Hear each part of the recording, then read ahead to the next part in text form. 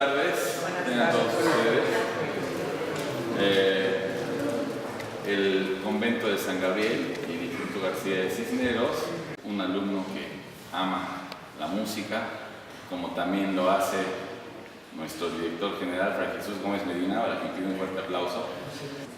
Pero el hecho de que el día de hoy se presente para guiarnos en un aprendizaje se convierte en un aliciente y en un testimonio de la perseverancia, del trabajo, pero también se convierte en un testimonio del sacrificio, porque ustedes no me dejarán mentir, sobre todo cuando estamos en la edad juvenil como ustedes, y cuando queremos estar con nuestros compañeros, y cuando queremos estar compartiendo la plática vespertina, y cuando queremos estar en redes sociales, y cuando queremos estar compartiendo un tiempo libre, a veces los chicos como ustedes, cuando tienen claridad hacia la meta donde quieren llegar, hacen muchos sacrificios.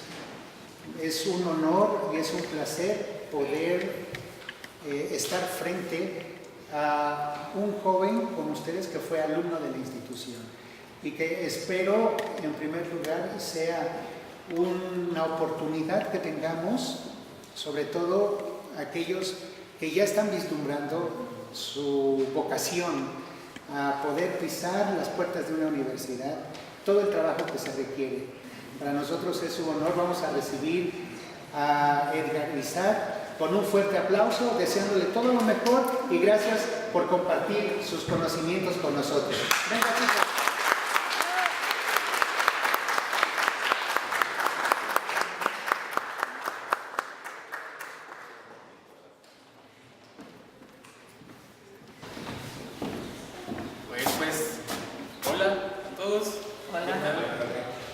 Me da mucho, de verdad mucho gusto que me hayan podido acompañar en este experimento que vamos a hacer de la música, y quiero agradecer de verdad muchísimo al maestro Edgar, de verdad desde que entré al coro y nunca me dejó salir, fue lo mejor que pudo hacer.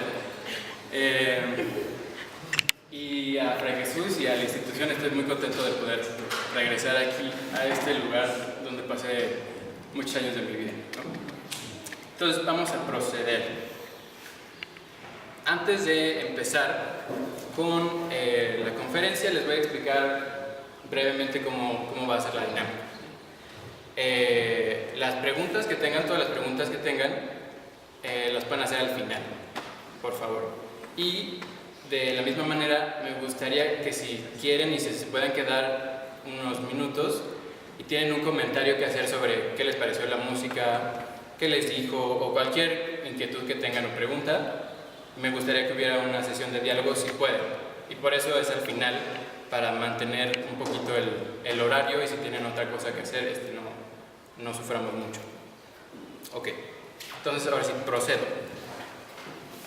Estilos de la composición pianística. Voy a empezar con una cita de un compositor norteamericano que voy a citar también en el discurso de la conferencia, que se llama Aaron Copland. Y dice: el músico creador nos da, sin relación con acontecimientos exteriores, la quinta esencia de sí mismo, esa porción que entraña la expresión más plena y profunda de sí mismo en cuanto hombre o mujer, y de su experiencia en cuanto semejante nuestro. El objetivo de este proyecto es ofrecer claves para escuchar la música clásica, dar una especie de brújula, para que cuando ustedes se enfrenten a una pieza, no entren y salgan de ella como si fuera un trance, sin enterarse en realidad de lo que pasó.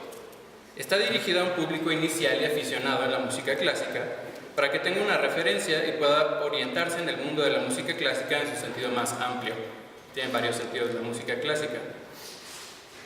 Si bien es cierto que la música es un lenguaje que en ciertos casos resulta más efectivo para la expresión de nuestra emoción que otros, hay que hacer un esfuerzo para entender lo que pasa en la música y alcanzar una experiencia más enriquecedora.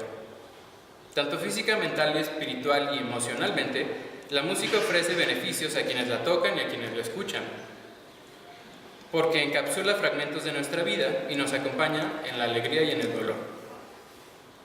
Particularmente haremos un pequeño breviario sobre música compuesta para instrumentos de teclado, ya sea clavecín, fortepiano o pianoforte, como lo conocemos actualmente, recorriendo diferentes épocas desde el siglo XVII hasta el siglo XX. En primer lugar, el barroco, una obra de Bach, después el periodo clásico, una obra de Beethoven, luego el periodo romántico, una pieza de Chopin, y finalizando con una pieza del siglo XX de Heinrich Guretzky. Ya me dirán qué les parece. Cada obra es representativa de los diferentes estilos de composición y utiliza el instrumento de diferentes formas, que es otra cosa que vamos a intentar poner atención. Entonces, no quiero que sea demasiado técnica, y es el objetivo de esta conferencia, para que vayan generando claves y puedan poquito a poquito ir escuchando más, ¿no? Que es lo que dice a continuación Copland.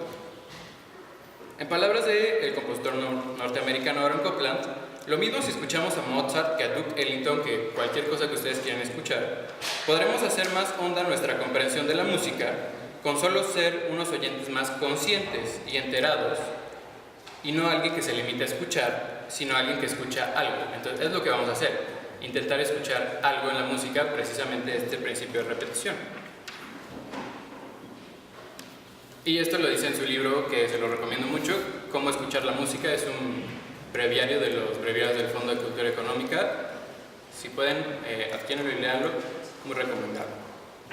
Ahora, como les había dicho, vamos a poner especial atención en el principio de repetición y contraste que da estructura a una pieza. Como su nombre lo indica, se refiere a la manera en que un compositor o una compositora presenta cierto material y lo contrasta con otro diferente, y cómo estos dos fenómenos generan la forma musical.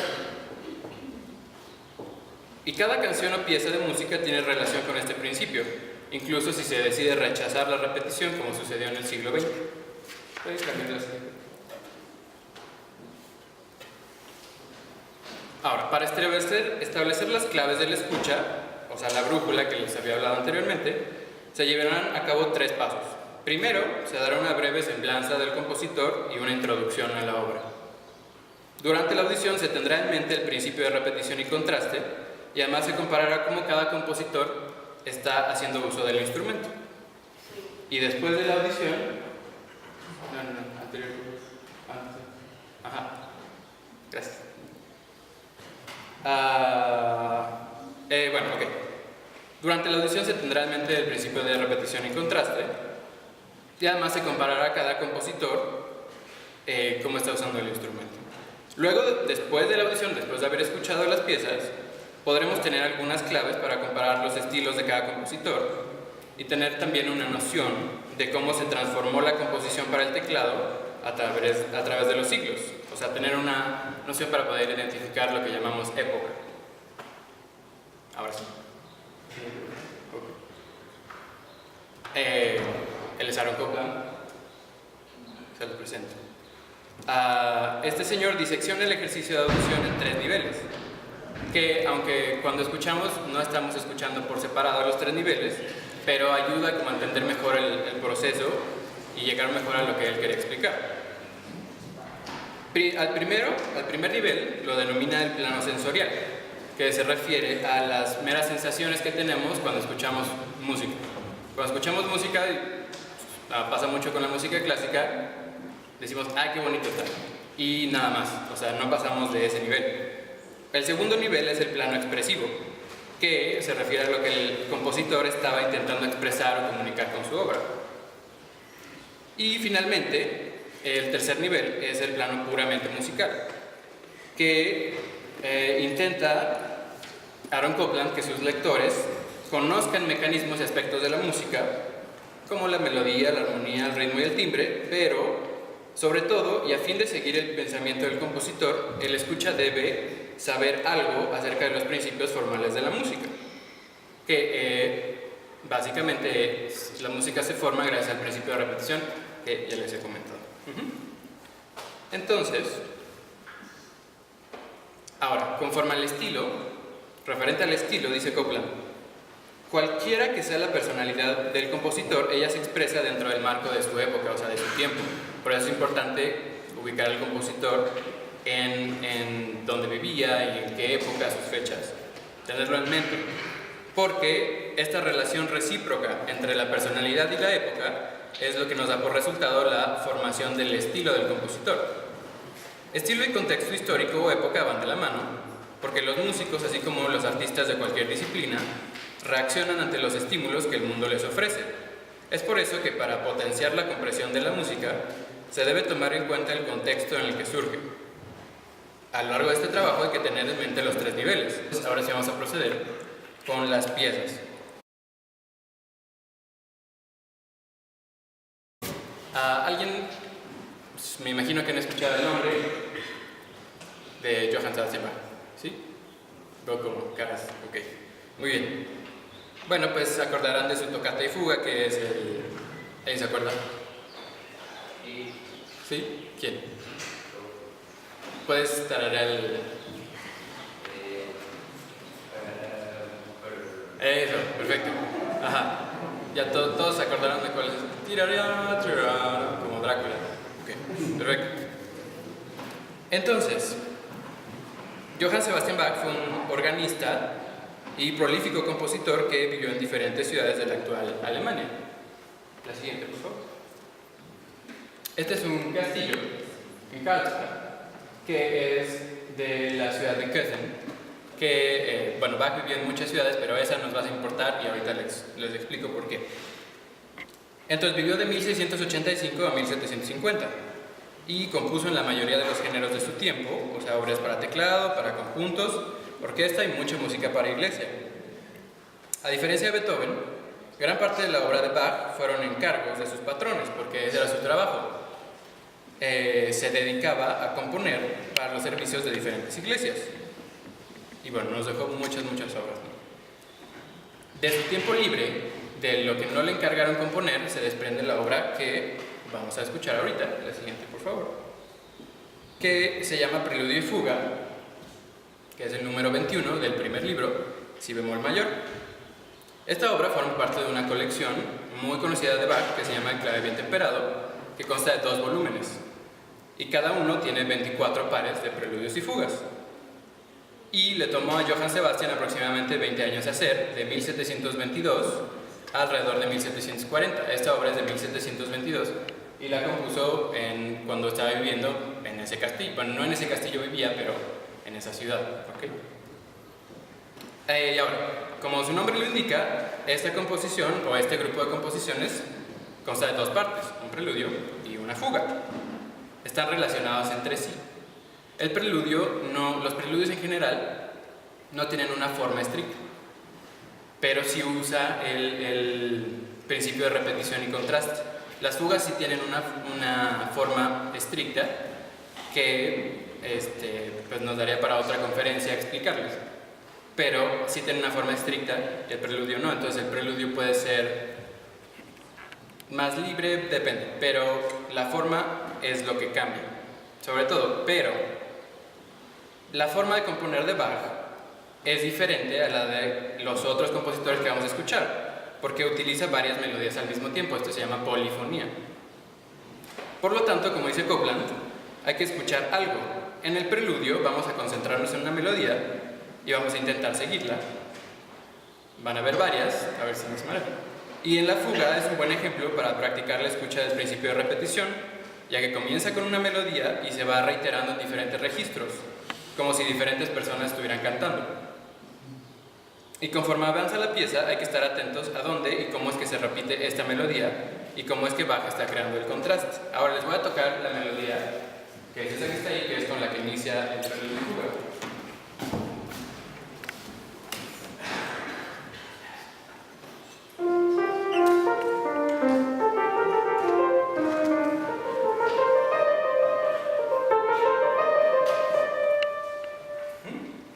En ese pongan la atención cuando toquemos el fuga.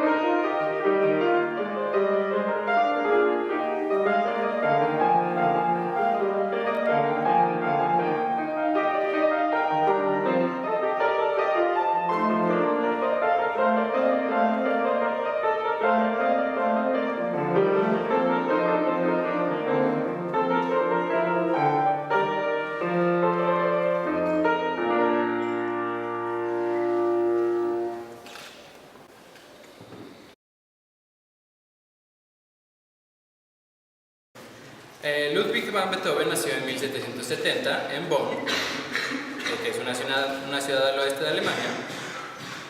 Su padre intentó convertirlo sin éxito en un niño prodigio, como lo fue Mozart.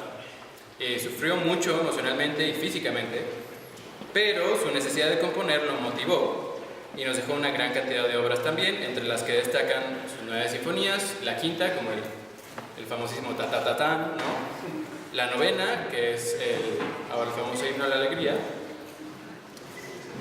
Muchísimas obras, ¿no? Conciertos para piano, cuartetos de cuerdas, muchas sonatas para piano, 32 sonatas para piano. Y bueno, fallece en la ciudad de Viena en 1827. Como dijera el musicólogo y pedagogo Joseph Kerman, el arte de la música nunca fue tomado tan en serio hasta que sus sinfonías y sonatas anonadaron a las audiencias de su tiempo como una revelación. Beethoven es un personaje clave en la historia de la música occidental porque participa en la transición entre el estilo clásico y el estilo romántico, que sería de la lógica de la estructura, del orden, de la perspectiva arquitectónica, a la expresión individual del artista. Sí. La pieza elegida de Beethoven es el primer movimiento de su sonata para piano número 1, que fue compuesta entre 1795 y 1796, cuando él contaba con 25 años de edad. Ahora, esta pieza, este movimiento, está compuesto en una forma específica que se fue desarrollando que le llaman forma sonata. Esta es un plan formal específico adecuado para un movimiento individual y recurre al principio de repetición y contraste, ya que se puede dividir en 3 grandes secciones. La primera es la exposición, la segunda es el desarrollo y la tercera es la recapitulación. En la primera se exponen los 2 grupos de temas, ¿no? El primero y el segundo. Entonces imagínense como Liverpool o como Palacio de Hierro. Entonces el primer tema es como la planta baja, el segundo es como la planta de arriba, por ejemplo el primer piso. Luego la parte de desarrollo es como si estuvieran en las escaleras eléctricas y subiendo y bajando y así como locos. Y luego en la recapitulación regresan a la planta baja, ¿no? O sea, regresa a los temas del principio. Y este primer movimiento, esta sonata, consta de 4 movimientos. Tenemos que estar atentos a cuándo está cambiando de sección, cuándo presenta los temas, cuándo lo está modificando y cuándo regresa a algo que ya hemos escuchado anteriormente. Porque como comenta el pianista austriaco Alfred Brendel, Beethoven componía como un arquitecto y en medio de todo eso hay que intentar escuchar qué nos dice a cada uno, qué pretende expresar. Eso es Viena para que cuando lo escuchen tengan una idea. Entonces, vale.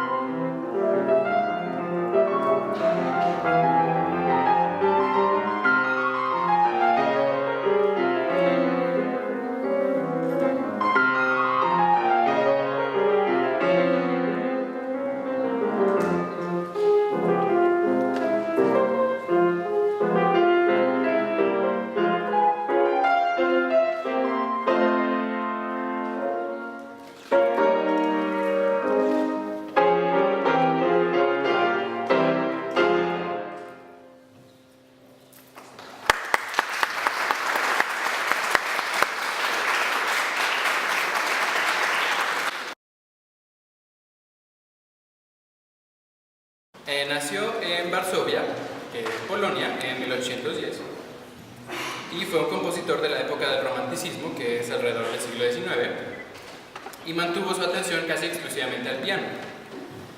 Desde joven mostró una gran capacidad para tocar el instrumento y se convirtió en un pianista virtuoso. La siguiente. Se traslada a París en 1831 y conoce a los músicos más destacados de su época, de la ciudad, como Rossini, Berlioz y Liszt. Y su música atrae al público tanto aficionado como conocedor. Y fallece en París de tuberculosis en 1849, o sea, a los 39 años de edad. La siguiente, por favor. Ok. La pieza que voy a tocar ahorita es la balada número 3 de Chopin, que fue compuesta en 1841. Forma parte de una colección de 4, nada más compuso 4 baladas en total. Y las baladas son piezas extensas en un solo movimiento que se remontan a poemas narrativos, o sea, es decir, que nos cuentan una historia. Y Chopin es el primero en utilizar el término balada en la música. Entonces, no es explícita la historia que cuenta esta tercera balada, pero sí tiene una amplia capacidad comunicativa. Ustedes se podrán imaginar qué es la historia que está contando. Ahora, sobre el principio de repetición y contraste, nos vamos a ayudar para entenderlo un poco, porque es una pieza larga. Hay que poner especial atención a los diferentes momentos donde el compositor reutiliza material previamente expuesto, si está igual o es transformado.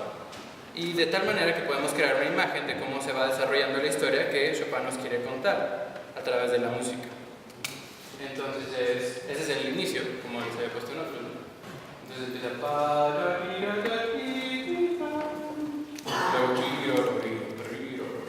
entonces pongan atención cuando pase eso, que va a ser en el principio y seguramente lo van a escuchar después, pero cuando lo escuchen digan, eso es lo del principio.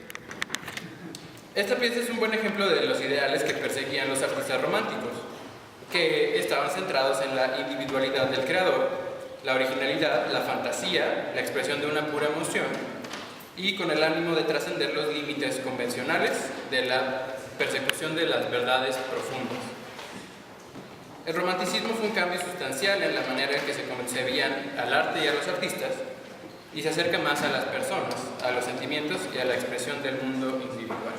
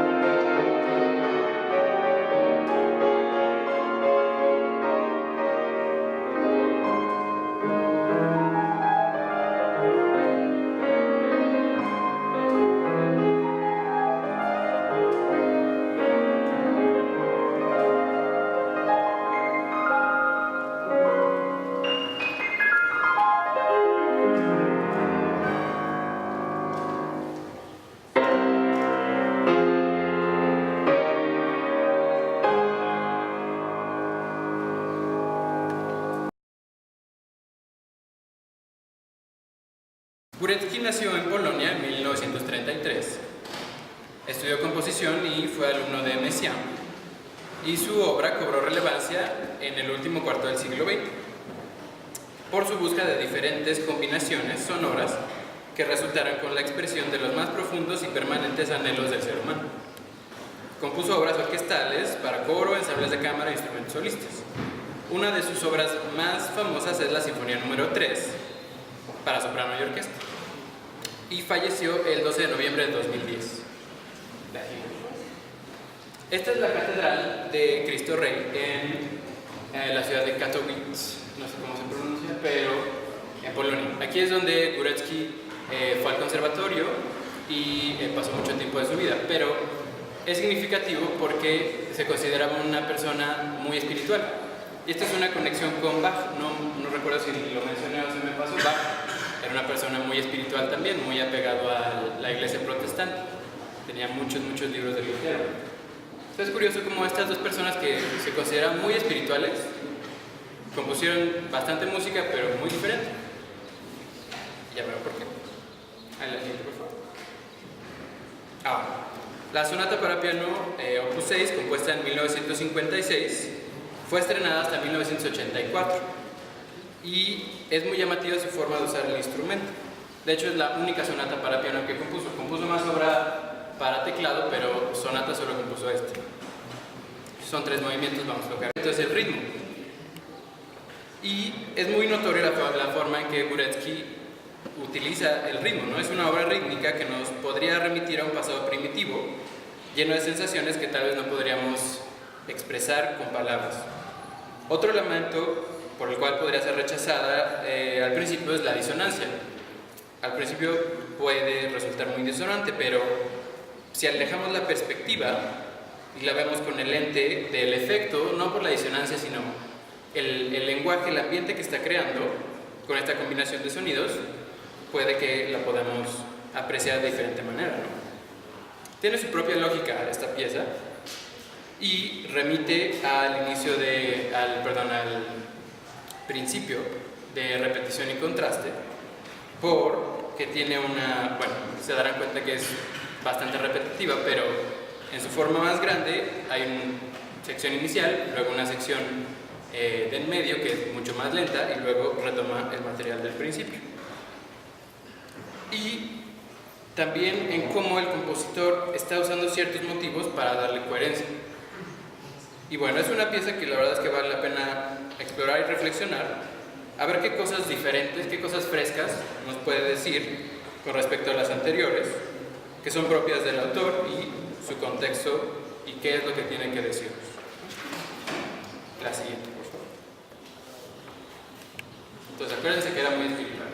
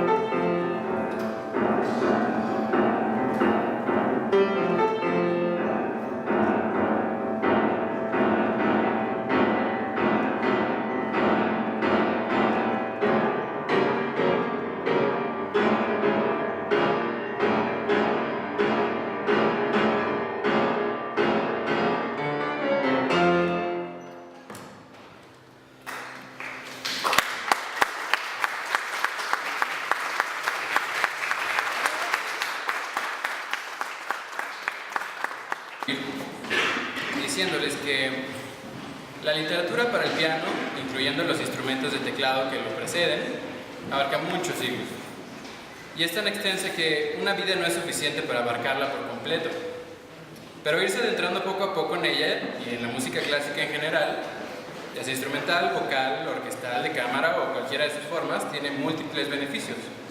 Y escucharla requiere un ejercicio de pensar, de contemplar y de cuestionar qué es lo que me hace sentir. Imaginar qué es lo que el compositor pretendía expresar, porque no intenta que consumamos un producto o una imagen o pretende que seamos tal persona. Se trata más bien de la expresión de la subjetividad de una persona a través de la interpretación que hace a otra persona. Entonces la música clásica vive y respira en nosotros y nos permite salirnos y resistir a un mundo de agotamiento y de violencia normalizada, que todo el tiempo estamos haciendo y haciendo cosas y muchas veces no nos detenemos a pensar. Entonces escuchar y tocar música clásica es una gran oportunidad de crecimiento y sobre todo de ser más nosotros mismos. Yo los invito a animarse a tomar un instrumento, a buscar clases, reunirse con otros y compartir una pequeña parte de sí mismos con los demás. Muchas gracias.